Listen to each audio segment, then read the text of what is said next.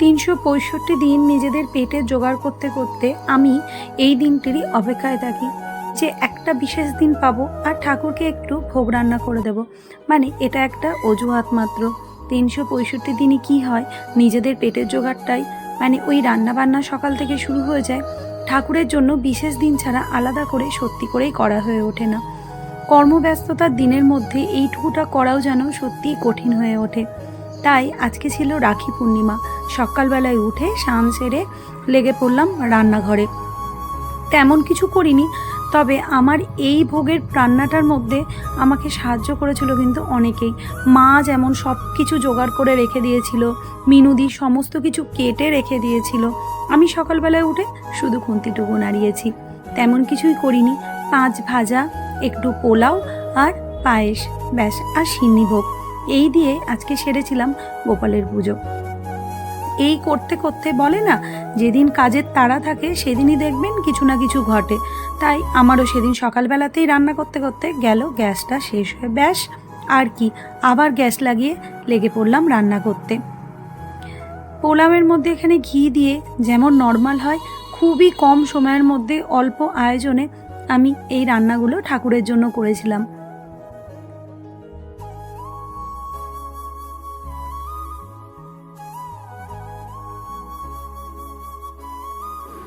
জানেন, আমার মতো কাদের কাদের ভালো লাগে জানি না, আমার কিন্তু ঠাকুরের জন্য কিছু রান্না করলে অদ্ভুত একটা মনের মধ্যে শান্তি কাজ করে। তাই আমি চেষ্টা করি একটু বিশেষ বিশেষ দিনগুলো বা একটু সুযোগ পেলে ঠাকুরের জন্য একটু কিছু করার। হয়তো এটাকে আমার অনেকেই পাগলামিও বলতে পারেন, তবে যাই হোক, এটাতে কিন্তু আমার বাড়ির সবাই ভীষণ খুশি হয়। মা, বাবা, বর, ছেলে, প্রত্যেকে। আমার শাশুড়ি মা যখন ছিলেন, মাও কিন্তু ভীষণ খুশি হতো। আমার শ্বশুরমশাইও কিন্তু এইটাই ভীষণই মনে মনে খুশি হন এবং এই ঠাকুরের ভোগ প্রসাদ খেতে কিন্তু খুব ভালোবাসেন। তাই করতে আমারও কিন্তু সত্যিই খুব ভালো লাগে। দূরে থাকার কারণে সবাইকে সত্যি করেই হয়তো এই ভোগ প্রসাদ খাওয়াতে পারি না।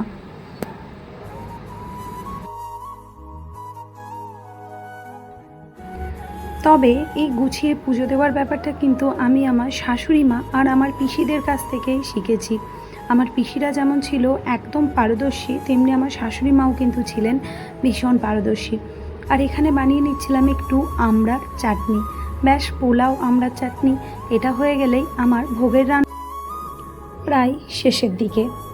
এরপর যাব ঠাকুরের কাছে পুজোর জোগাড় করতে, মানে পুজো দিতে।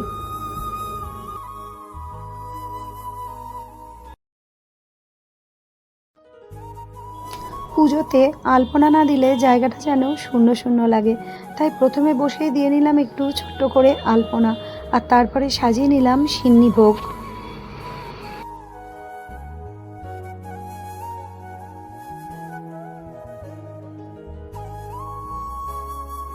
তবে কোনো পুজোই কিন্তু আমি বেশিরভাগ পুজোয় ব্রাহ্মণ ডেকে করি না।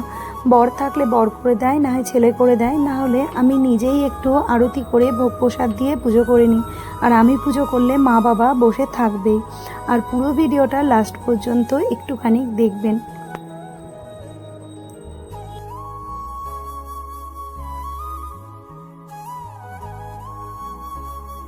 নিজের মতো করে মন থেকে ঠাকুরকে যতটুকু পারি আমি ততটুকুই দেওয়ার চেষ্টা করি। ব্যাস, এরপর খাবার দাবার গুছিয়ে নিয়ে চলে যাব ডিউটির উদ্দেশ্যে। কারণ সেখানে আমার ছোট ছোট ভাইরা আর দাদারা আছে। হতে পারি আমরা একসাথে কাজ করি, কিন্তু তারা ভাই বা দাদার থেকে কোনো অংশে কিন্তু কম নয়। আমাদের এই 8-9 ঘন্টা সুখ দুঃখের ভাগিদার কিন্তু তারাও। আর সকালবেলায় আমাদের স্যারকেও কিন্তু রাখি পরিয়ে দিয়েছিলাম। খুব আনন্দ করে এবং হইহুল্লোড় করে আমাদের সেই দিনটা কেটেছিল। খুব মজাও করেছিলাম আমরা সেই দিনটা।